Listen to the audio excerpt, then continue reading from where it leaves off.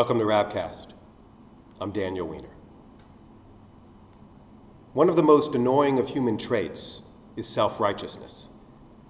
At its best, it gets under our skin and evokes daydreams of telling off the self-appointed tzaddik. At worst, it descends into fanaticism, extremism, and violence.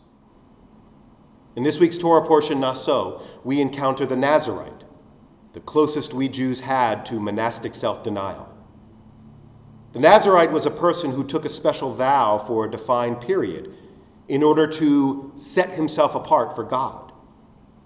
The vow required that the Nazarite let his hair grow and abstain from wine, a kind of no-fun hippie, or a cast member from the Salt Lake City Community Theater production of Hair.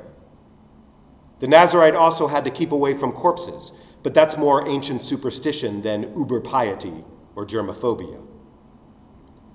At the end of the term, the Nazarite was to bring a purification or sin offering. The rabbis of our tradition were puzzled. Wasn't the Nazarite aspiring to a higher level of self-control, setting himself apart for a higher purpose? Why would he need to make spiritual reparation for this promise? The rabbis offer a variety of creative explanations, but one stands out as telling and instructive. The Nazarite's sin lies in the very act of separating himself from the community, setting himself apart from others as holier, more pious, closer to God, or morally superior. The sin of the Nazarite also reflects Judaism's relation to wine as a symbol of the pleasures of this world. Judaism grew to reject asceticism as an ideal. Wine, women, and song, if approached with moderation, enrich life and strengthen a community. For the Nazarite to see God's creation as a temptation to evil is a skewed view of a world made holy by our actions and attitudes. Certainly there are those who have issues with abuse and misuse of worldly things, and Judaism views this lack of balance as an illness worthy of sympathy and requiring remedy.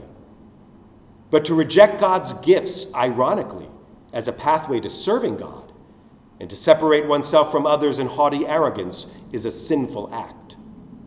God wants us to celebrate and share the blessings of the world in community with others. The smarmy Puritan or holier-than-thou imposer of personal standards upon others is, in fact, holier than no one, and a downer at any self-respecting party. Shabbat Shalom.